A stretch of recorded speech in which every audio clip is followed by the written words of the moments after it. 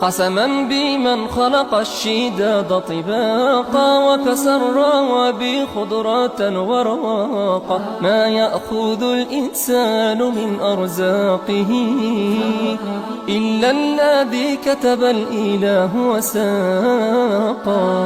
لا تخشى من رزق يفوتك فجأة، فالرزق يقبلك الجواد سباقا.